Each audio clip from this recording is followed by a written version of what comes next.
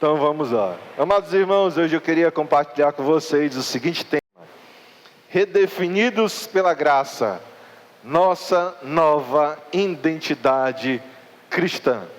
Redefinidos pela graça, nossa nova identidade cristã. E o texto é este de Colossenses, capítulo de número 3. Nós iremos ler os versos 1 a 4. E assim diz a palavra do nosso Deus. Portanto, se fostes ressuscitados juntamente com Cristo, buscai as coisas lá do alto, onde Cristo vive, assentado à direita de Deus. Pensai nas coisas lá do alto, não nas que são aqui da terra, porque morrestes e a vossa vida está oculta juntamente com Cristo em Deus. Quando Cristo, que é a nossa vida, se manifestar, então vós também sereis manifestados com Ele em glória. Louvado e engrandecido seja Deus. Amados irmãos, eu queria começar essa mensagem deixando bem claro aquele que é o desafio presente no texto que nós acabamos de ler. E de fato, eu e você somos diariamente desafiados a buscar e a pensar, não nas coisas desse mundo, mas nas coisas do alto. Amém, amados irmãos? Entretanto, nós cristãos não somos como os serafins de Isaías 6. Se lembra da descrição dos serafins de Isaías 6?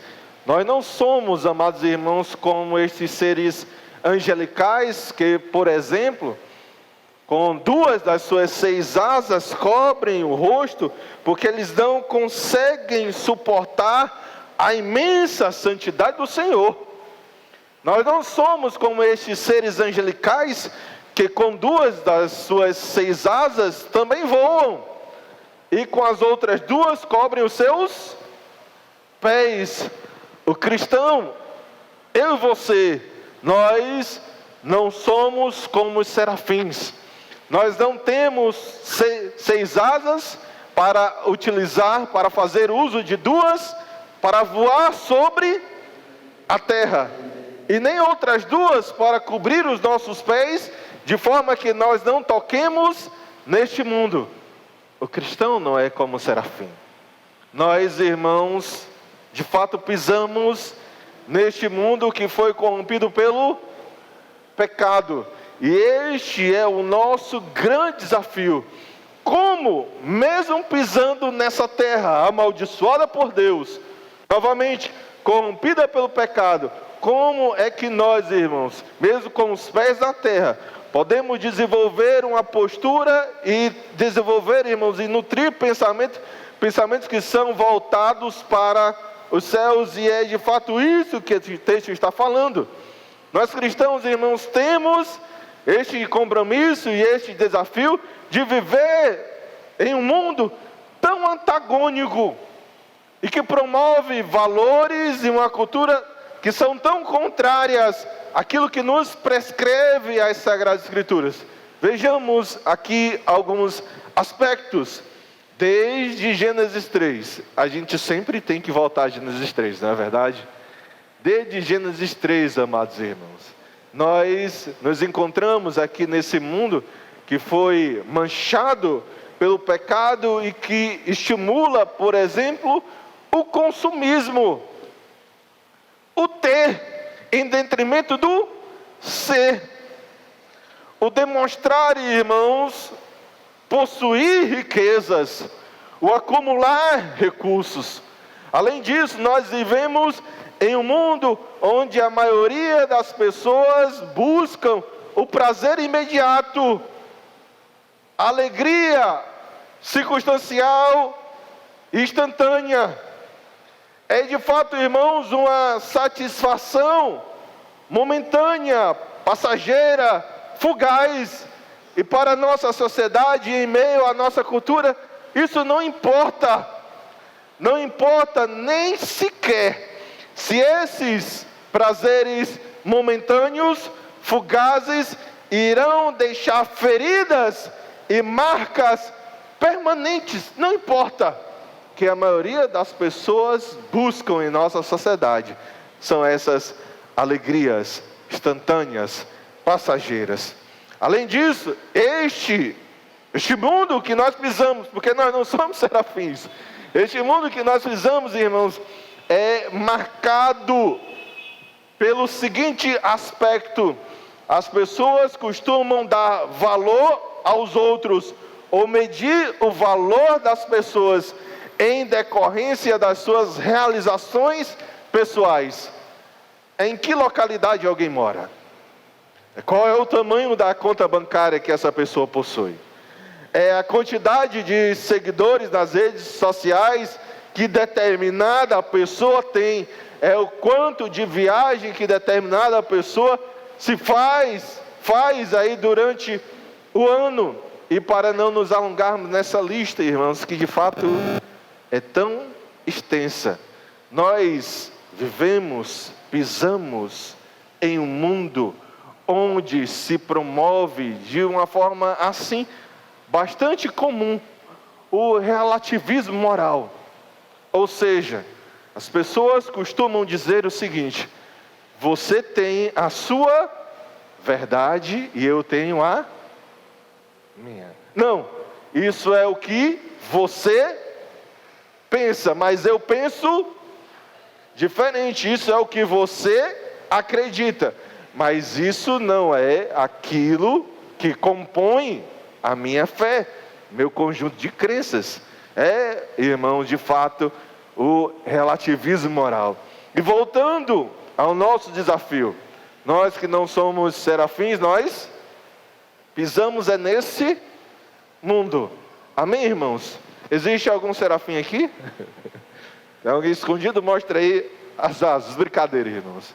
Nós não somos serafins, mas existe algo que nós de fato somos em Cristo Jesus.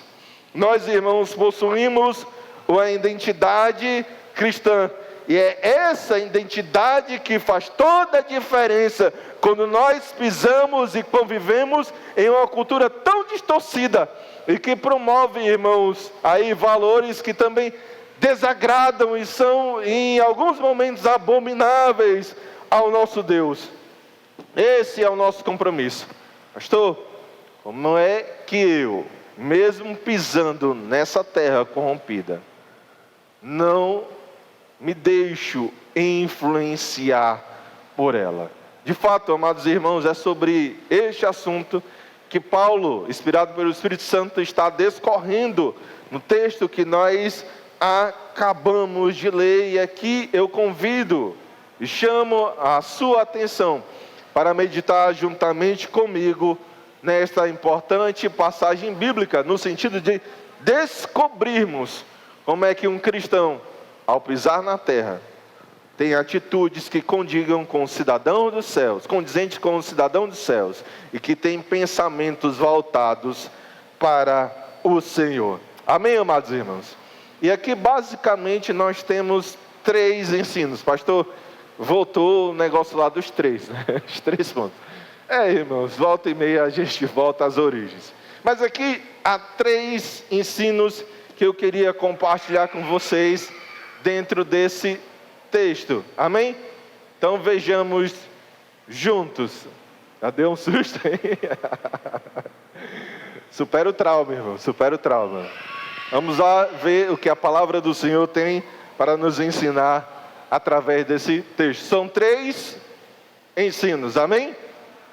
Em primeiro lugar, o apóstolo Paulo fala aqui sobre isto: Cristo é a nossa identidade. A gente pode repetir isso juntos, amém? Vamos lá? Cristo é a nossa identidade. Eu convido você a ler comigo o versículo 1. Amém? Vamos ler juntos o versículo 1 de Colossenses 3. Que aqui diz a palavra do Senhor. Eu começo e vocês continuam. Portanto, se fostes ressuscitados juntamente com Cristo, a igreja,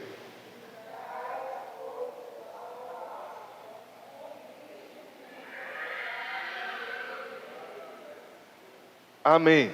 Além disso, no início do versículo 3, nós temos o seguinte: porque morrestes. Apenas isso, porque morrestes. Irmãos, a primeira coisa que precisa ficar clara aqui para todos nós é que se nós não soubermos quem nós somos no Senhor, a nossa vida aqui na terra será muito complicada. Será muito difícil, amados irmãos. Sem querer soar, ok? Como aqueles pregadores coach, me permitam usar a seguinte ilustração: não adianta nada você ser uma águia se você se enxerga como uma galinha. Vocês entenderam? Não adianta nada você ser uma águia se você se enxerga como uma galinha. Nada contra as galinhas, irmãos. Fritas, então, uma delícia. Mas se você for uma águia, e eu acredito que você é em Cristo Jesus.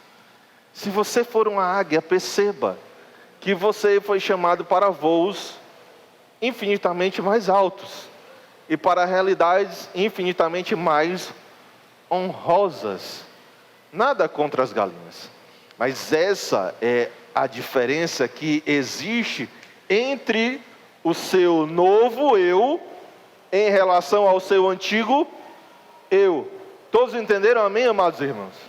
Eu e você fazemos de fato parte desse mundo que foi corrompido pelo pecado, e como tal, para nós antes fazia todo sentido nós cultivarmos, nós defendermos a mesma cultura que o mundo defendia, ou que o mundo defende.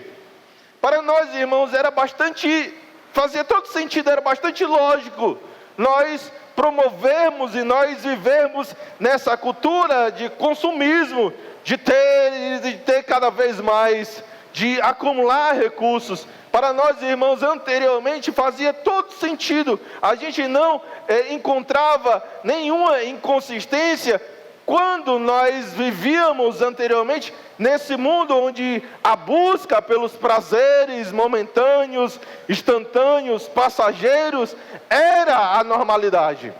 Para nós, irmãos, fazia todo sentido anteriormente, quando nós vivíamos nesse mundo onde nós nos encontramos nesse ambiente de busca por prazeres sexuais, onde, irmãos, as pessoas estão afundadas aí e ardendo em sentimentos lascivos e em imoralidade. Para nós, irmãos, fazia todo sentido todas essas coisas, mas não faz mais. Não faz mais. Sabe por quê? Olhe para o texto, veja o que é que esse texto diz sobre cada um de nós. No versículo 1, se você puder, destaque essa palavra: ressuscitados. Ressuscitados é a palavra que você vai destacar no versículo 1. E no versículo 3, qual vai ser a palavra que você vai destacar? Morrestes. Amém? Sabe por que não faz mais sentido, irmãos, você continuar buscando as coisas cá de baixo? E não faz mais sentido você concentrar as suas aspirações, as suas motivações também para as coisas cá de baixo? Porque você morreu em Cristo Jesus. E você também ressuscitou em Cristo Jesus. De forma que dói nos meus ouvidos.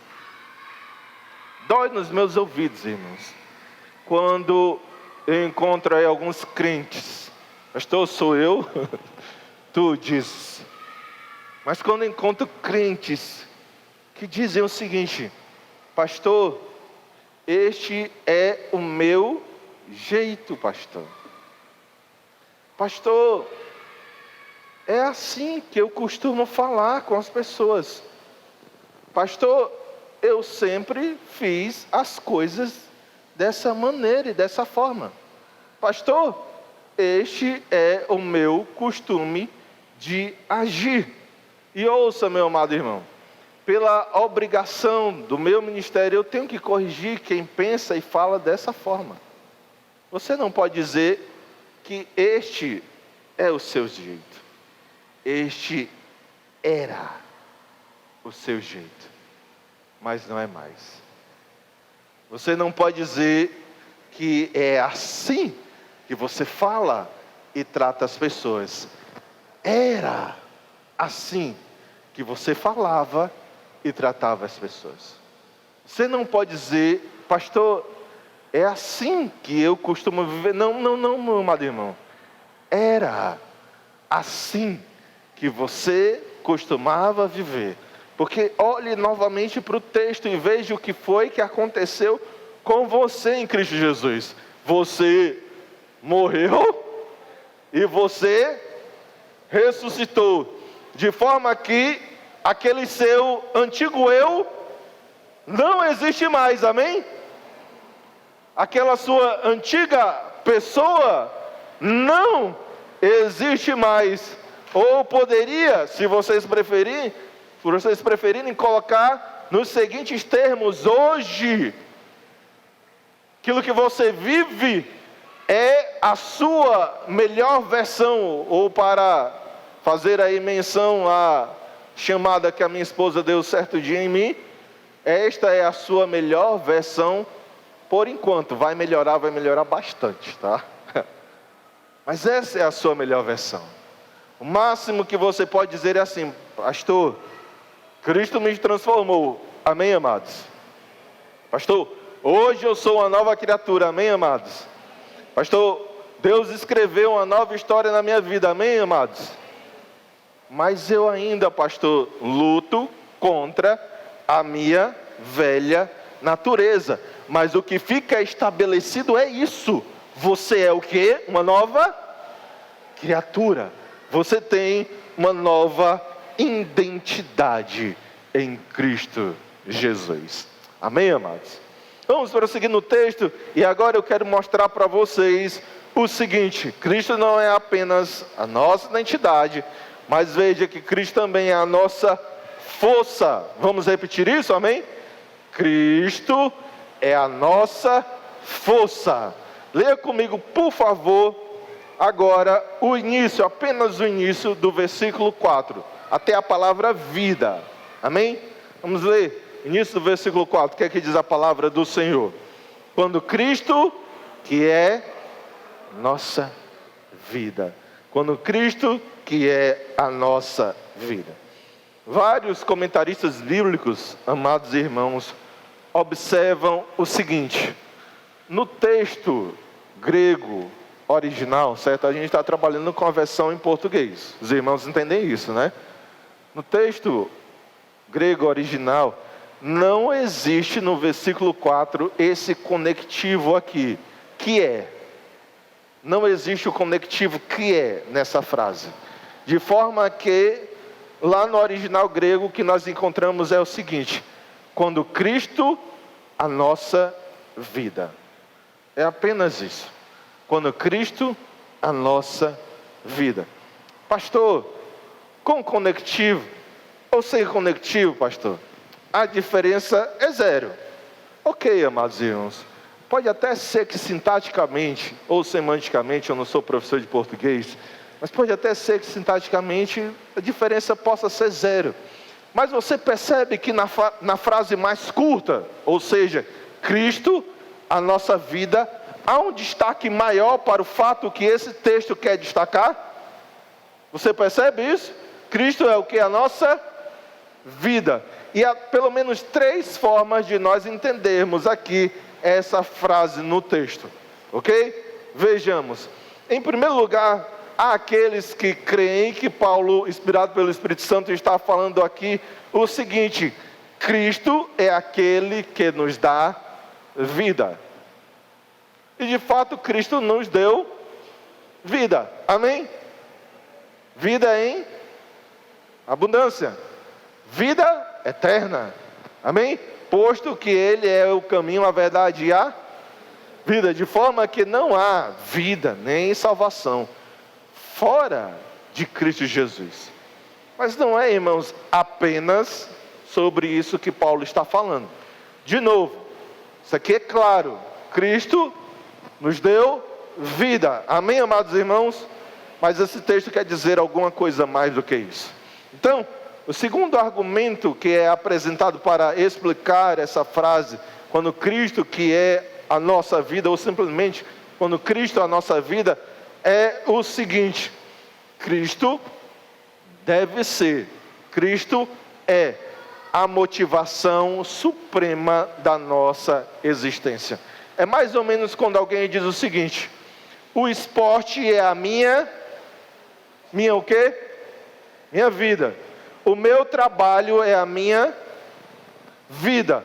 Os meus filhos são a minha vida. Ou seja, essas coisas são a principal motivação da nossa existência e do nosso ser.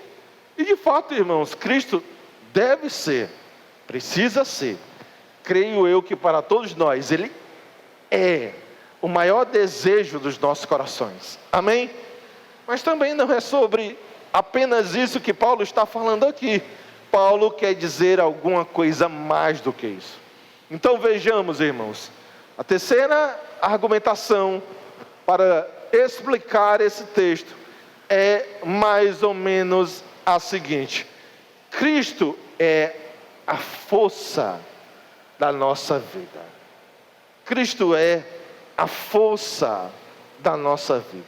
Quando Paulo faz menção a essa verdade gloriosa, me permitam repetir mais uma vez: quando Cristo, a nossa vida. Quando Paulo faz menção a esta realidade, irmãos, ele está querendo deixar claro e destacar exatamente isso. É Cristo quem sustenta a nossa existência física e espiritual. Obviamente que o contexto aqui é existência espiritual. É Cristo quem nos fortalece. Se nós fôssemos aqui colocar aquilo que Paulo está nos ensinando em termos humanos, os irmãos nos permitem, amém? Ilustrar isso em termos humanos, nós teríamos que dizer o seguinte: Cristo é o nosso sangue, o nosso coração, o nosso pulmão, nossos rins e todos os órgãos e tudo aquilo, irmãos, que nos mantém vivos. De novo, Cristo é o que, irmãos? A nossa vida, amém? Os irmãos me permitem continuar elucubrando?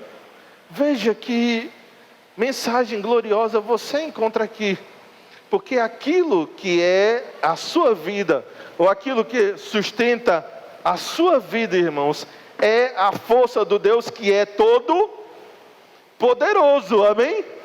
De forma que, e agora me permitam a elucubração de fato, de forma que se fosse possível nós fazermos aí um check-up da nossa saúde espiritual, o que é que você acha que iria encontrar? O que é que você acha que iria encontrar, irmão, se fosse possível nós fazermos um check-up da nossa vida espiritual? Seu índice de glicemia, como é que estaria? Perfeito. Seu colesterol? Excelente, né? O médico aí sorrindo para você de uma ponta a outra da boca. Como é que estaria, irmãos, a sua pressão arterial? Pastor, eu recebo. Como é que estaria, irmãos, a sua pressão arterial espiritual? Excelente. Como é que estaria, irmãos, também aí os seus índices de vitamina? Como é que estariam aí as vitaminas no seu sangue? Pastor, estariam assim nos níveis mais elevados possíveis. Percebe, irmãos, que aquele quem sustenta a sua existência espiritual é Cristo Jesus. Ele é a nossa vida.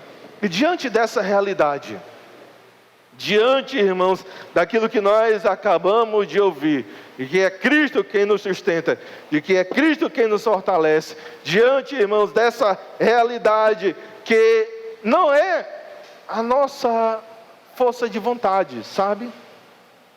Quem lê Bíblia, é você e todos os mais que estão aqui, amém? Mas quem lê Bíblia ficaria desesperado se aquilo que nós fazemos, ou a forma como nós vivemos, dependesse da nossa força de vontade. Eu estou falando alguma besteira, irmãos? Depende exclusivamente de nós, mas nós estamos sustentados em quem? Nós somos fortalecidos por quem? Onde de fato está ancorada a nossa vida, e é isso que faz toda a diferença. O Deus Todo-Poderoso é a nossa vida. E é por isso que agora eu e você podemos dizer não ao pecado. Que Cristo é a minha e a sua vida. Eu e você, meu amado irmãos, podemos resistir aos ataques, aos dados inflamados, às tentações do maligno, pois Cristo é a nossa vida. Nós, irmãos, podemos resistir e não nos deixar sucumbir aos convites, aos prazeres da Babel, da confusão que se tornou este mundo, porque Cristo é a nossa vida.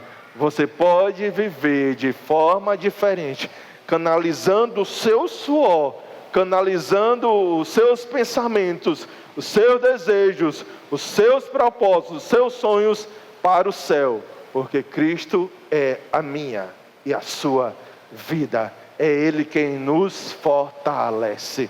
Amém, amados irmãos? Mas prossigamos ainda no texto. E existe uma terceira realidade bastante importante para nós aprendermos nessa passagem bíblica de Colossenses 3. Nós já aprendemos que Cristo é a nossa identidade, porque nós morremos e ressuscitamos com Ele, amém?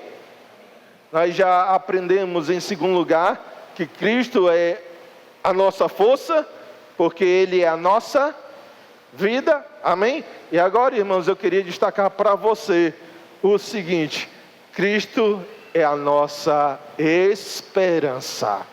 Cristo é a nossa esperança. A gente pode repetir isso também juntos, amém? Vamos lá? Cristo é a nossa esperança. E aqui eu convido a você a ler juntamente comigo os versos 3 e 4. Amém? Nós já lemos partes de ambos os textos, mas nós vamos ler agora todo. Amém? Versos 3 e 4. Vamos ler juntos? O pastor começa e a igreja continua. Quer que diz a palavra do Senhor?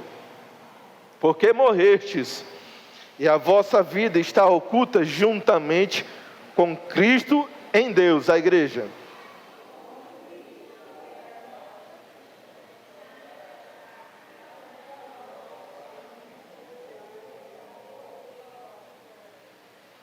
Em glória. Amém, amados irmãos. E aqui eu peço para você fazer dois destaques. Amém?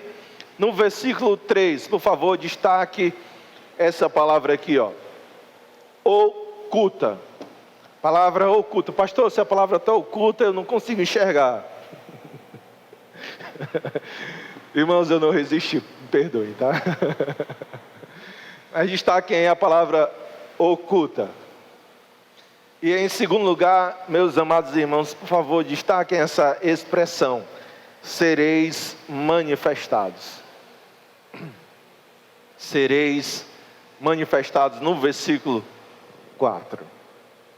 Oculta, no 3, sereis manifestados no versículo 4. Percebamos, amados irmãos, que aqui o apóstolo Paulo, que é um escritor bastante habilidoso, perceba que aqui o apóstolo Paulo está fazendo uma pequena brincadeira, ok? Ou se preferirem, está aqui fazendo um jogo de palavras ao usar, ou por meio dessas duas ideias, oculta e manifestada, ok? Entendamos então o que é que Paulo está querendo nos ensinar através dessas duas verdades. E em primeiro lugar, meus amados irmãos, olhando aqui para o versículo 3, o que é que o apóstolo Paulo de fato quer dizer quando ele escreve que a nossa vida está oculta com Cristo Jesus. O que é que Paulo quer dizer ao escrever isso? A nossa vida está oculta com Cristo Jesus. Veja, nós estamos vivendo na chamada era digital. Amém? E a palavra grega, traduzida aqui na nossa Bíblia em português como oculta, deu origem para a seguinte palavra: criptografia. Eu tive que pensar, certo? Tem aquela dificuldadezinha, né? Pastor, dá para repetir? Da criptografia. E essa palavra, irmãos, para quem trabalha com TI, qual é a mesma palavra, pastor? Vocês já ouviram. E essa palavra para quem trabalha aí com TI, né? E para quem já ouviu falar sobre proteção de dados, sobre senhas digitais, essa palavra não é muito estranha. Não é verdade? Essa palavra, criptografia, ela nos remete, de fato, a algo que está escondido. Ok? Está escondido. Mas perceba que a ideia aqui não é de esconder um dado ou esconder algo apenas por esconder. É esconder para proteger. É esconder para proteção. E é exatamente isso que Paulo está dizendo aqui. Quando ele diz que a minha e a sua vida, que eu e você estamos ocultos com Cristo, ele quer dizer que nós estamos guardados, muito bem guardados, diga-se de passagem, protegidos, muito bem protegidos, diga-se de passagem, porque nós estamos criptografados no Senhor. Amém, amados irmãos? Ninguém consegue nos roubar do Senhor.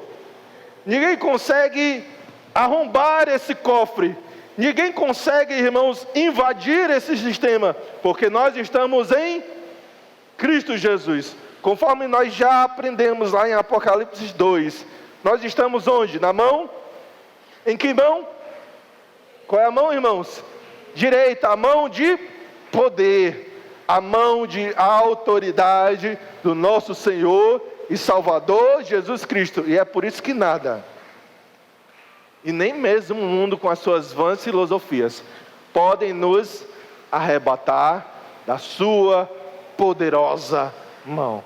Eu e você estamos ocultos, protegidos em Cristo Jesus. Amém, amados irmãos? Agora então vejamos o que é que Paulo quer dizer ao escrever que nós também seremos manifestados.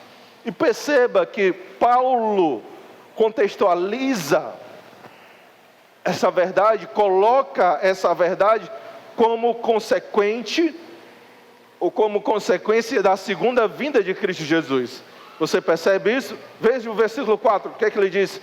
Quando Cristo, que é a nossa vida, se manifestar. Ele está falando de fato do retorno do nosso Senhor Jesus Cristo.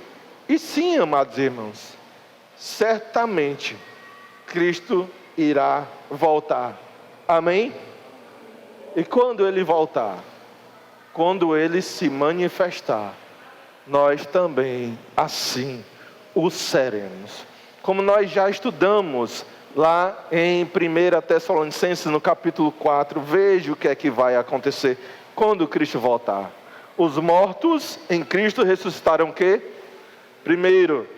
Depois nós, os vivos, os que ficarmos, seremos arrebatados juntamente com eles entre as nuvens para o encontro do Senhor nos ares, e assim estaremos para sempre com o Senhor. Louvado e engrandecido seja Deus. Por isso, meu amado irmão, enche o seu coração com essa gloriosa verdade. Quando Cristo voltar, e não é se, não é apenas uma conjectura uma possibilidade, é uma verdade. É quando Ele voltar, eu e você também seremos manifestados, e será glorioso quando nós vivermos e possuirmos tudo aquilo que o Senhor planejou e projetou para nós, mesmo antes da fundação do... Será glorioso, meu amado. Será glorioso.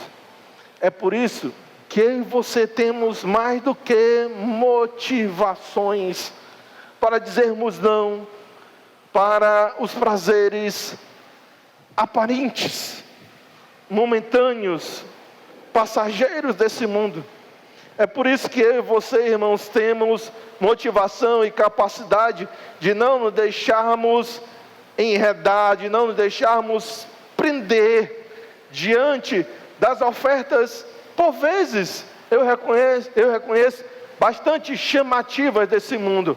Nós temos uma esperança que é muito maior, infinitamente, por sinal, muito maior, irmãos, do que qualquer prazer ou qualquer delícia desse mundo. O que está nos aguardando, irmãos, são as bem-aventuranças celestiais, não aqui nessa terra, mas dos novos e nova para sempre. Amém, meu amado? Você entendeu quem você não é? Quem você não é? Que foi o que eu disse no início. Você não é o quê? Um serafim. Você não está sobrevoando sobre essa terra e não tem asas para cobrir os seus lindos pés. Obrigado, pastor. Os seus santos pés. Obrigado novamente, pastor. De pisar aqui nesse chão deste mundo corrompido. Você não vive, irmãos, essa realidade. Você anda nesse mundo, você pisa nesse mundo, mas você é chamado por Deus, você é orientado e ordenado pelo Senhor, para que mesmo pisando nessa terra, busque as coisas do alto e pense também nas coisas do alto. Pastor, como é que isso é possível? Veja, meu amado irmão, você tem uma nova identidade. E qual é a sua nova identidade? É Cristo. Sua nova identidade é Cristo. Amém? Veja, meu amado irmão, você tem uma nova força para te capacitar a viver. E de onde vem essa força? E quem é essa força? Quem é a sua vida? É Cristo Jesus. E veja, meu amado irmão, finalmente, que além de Cristo ser a sua nova identidade, sua vida, a sua força, Cristo também é a sua esperança. Cristo é a nossa esperança. Louvado e engrandecido seja o nosso Deus. Portanto, dito tudo isso, eu queria concluir essa mensagem com uma observação e uma aplicação. Pastor, eu estou vendo dois aí no seu. Uma observação e uma aplicação. Amém, amados irmãos? Primeiro, a observação. Primeiro, a observação. Dentro de tudo aquilo que nós lemos em Colossenses capítulo de número 3, o Espírito Santo, irmãos, quer nos lembrar de uma das mais importantes doutrinas cristãs que o Senhor nos ensinou. Que doutrina, pastor? Nós estamos em união com Cristo. Eu e você, irmãos, estamos unidos a Cristo Jesus. Um dos textos que eu mais gosto, lá no livro de Cantares, é o seguinte: eu sou do meu amado e o meu amado é meu. Irmãos, a nossa salvação depende disso aqui. Pois tudo aquilo que era nosso, a nossa morte, o nosso pecado, o nosso merecido castigo, tudo isso o Senhor tomou para si. E tudo aquilo que era dele, eu estou falando da sua justiça, eu estou falando da sua santidade, eu estou falando do seu sangue, eu estou falando da sua salvação. Ele nos deu. Eu sou do meu amado, e o meu amado é meu. De forma que você, cristão, não vive mais só. Amém? Você não vive mais só, porque você está unido a Cristo Jesus. De forma que você, meu amado irmão, não caminha mais sozinho. Cristo estará com a sua igreja até quando? Até a consumação dos séculos. E é isso que garante a nossa vitória. Ele está conosco, Ele está em nós. Nós somos do Senhor e Ele é nosso. Amém? Agora a aplicação.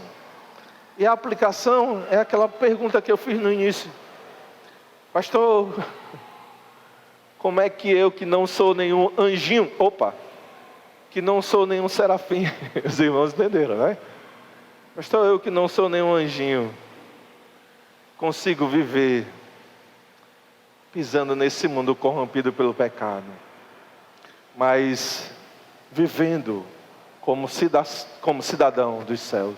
Como é que isso é possível, pastor, para mim?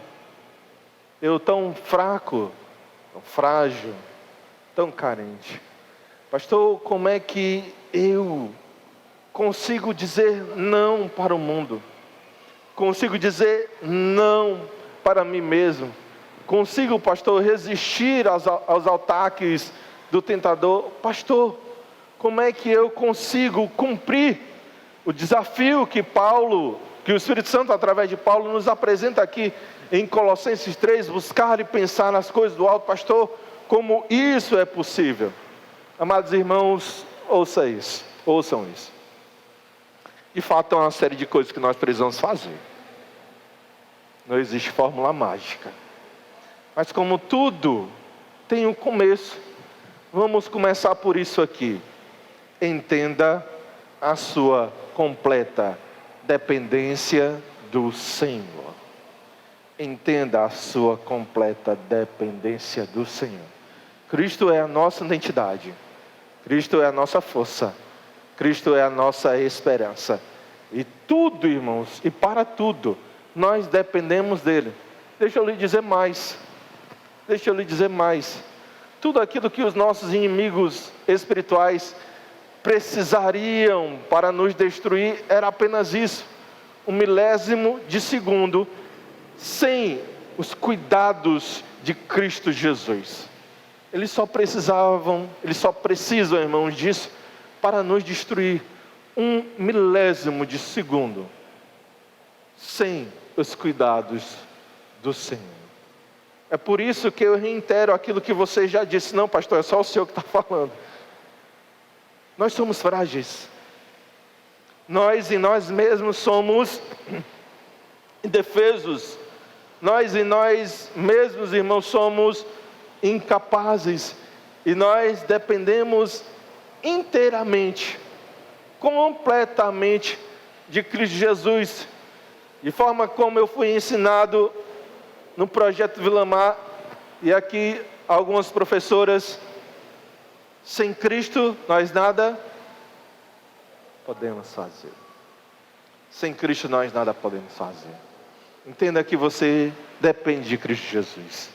Me permitam retornar à pergunta: pastor, como é que eu ando pisando na terra, mas com o pensamento no céu?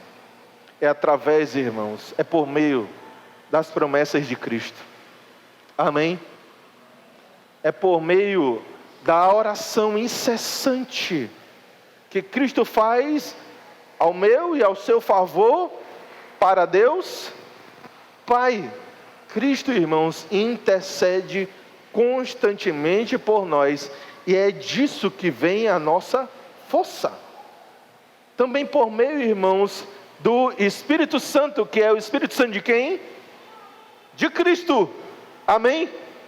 E também por aqueles que são os meios de graça que Cristo estabeleceu. Eu estou falando de quê? Vamos lá, são 4. Bíblia, oração, cultos públicos e sacramentos. O que é que você precisa? Orar mais.